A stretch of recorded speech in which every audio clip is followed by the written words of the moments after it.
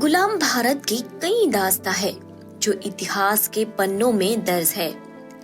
आज की पीढ़ी जब उन कहानियों को सुनती है तो कभी रगों में खून खोल जाता है, तो कभी गर्व से सीना चौड़ा हो जाता है, कभी आंखों में आंसू आ जाते हैं, तो कभी क्रोध से भर जाते हैं।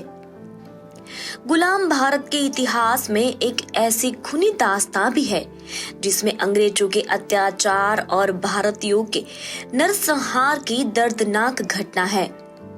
हर साल वह दिन जब भी आता है उस नरसंहार की यादें ताजा हो जाती है। शहादत का यह दिन 13 अप्रैल को आता है।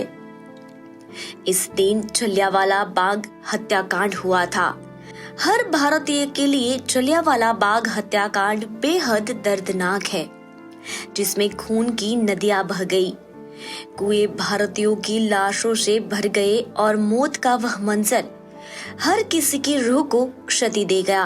13 अप्रैल 1919 को ये दुखद घटना घटी थी जब पंजाब के अमृतसर में स्वर्ण मंदिर से कुछ ही दूरी पर स्थित जलियांवाला बाग में निहत्थे मासूमों का कत्लेआम हुआ था।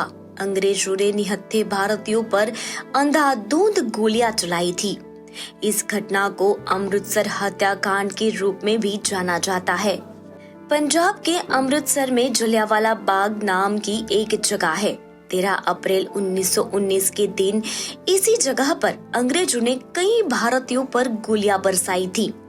उस कांड में कई परिवार खत्म हो गए। बच्चे, महिला, बूढ़े तक को अंग्रेजों ने नहीं छोड़ा। उन्हें बंद करके गोलियों से छलनी कर दिया। दरअसल उस दिन जलियांवाला बाग में अंग्रेजों की दमनकारी नीति, रोलेट एक्ट और सत्यपाल व सैफुद्दीन की गिरफ्तारी के खिलाफ एक सभा का आयोजन किया गया था। हालांकि इस दौरान शहर में कर्फ्यू लगा हुआ था, लेकिन कर्फ्यू के बीच हजारों लोग सभा में शामिल होने पहुंचे थे। कुछ लोग ऐसे भी थे जो बैसाखी के मौके पर अपने परिवार के साथ वहीं लगे मेले को देखने गए थे। जब ब्रिटिश हुकूमत ने जलियांवाला बाग पर इतने लोगों की भीड़ देखी तो वह बौखला गए। उनको लगा कि कहीं भारतीय 1897 की क्रांति को दोबारा दोहराने की ताकत में तो नहीं। ऐसी नौबत आने से पहले ही वह भारतीयों की आवाज को चलना चाहते थे और उस दिन अंग्रेजों ने क्रूरता की सारी हदें पार कर दी।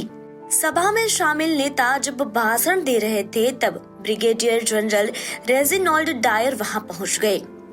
कहा जाता है कि इस दौरान वहां 5000 लोग पहुंचे थे। वही जनरल डायर ने अपने 90 ब्रिटिश सैनिकों के साथ बाग को घेर लिया। उन्होंने वहां मौजूद लोगों को चेतावनी दे बिना गोलियां चलानी शुरू कर दी। ब्रिटिश सैनिकों ने महज 10 मिनट में कुल 1650 राउंड गोलियां चलाई। इस दौरान जलियांवाला बाग में मौजूद लोग उस मैदान से बाहर नहीं निकल सकते थे क्योंकि बाग के चारों तरफ मकान बने थे। बाहर निकलने के लिए बस एक संकरा रास्ता था। भागने का कोई रास्ता न होने के कारण लोग वहां फंसकर रह गए। अंग्रेजों की गोलियों से बचने के लिए लोग वहां स्थित एकमात्र कुएं में कूद गए। कुछ देर में कुआं भी लाशों से भर गया। जलियांवाला बाग में शहीद होने वालों का सही आंकड़ा आज भी पता नहीं चल सका, लेकिन डिप्टी कमिश्नर कार्यालय में 484 शहीदों की सूची है, तो जलियांवाला बाग में 388 शहीदों की लिस्ट है। ब्रिटिश सरकार के दस्तावेजों में 369 लोगों की मौत और 200 लोगों के घायल होने का दावा किया गया। हालांकि अनाधिकारिक आंकड़ों के मुताबिक ब्रिटिश सरकार और जनरल डायर के इस नरसंहार में 1000 से ज्यादा लोग शहीद हुए थे और लगभग 2000 से अधिक भारतीय घायल हुए थे। जलियांवाला बाग नरसंहार के बाद पूरे भारत में आक्रोश फैल गया और ब्रिटिश शासन के खिलाफ विरोध प्रदर्शन शुरू हुआ।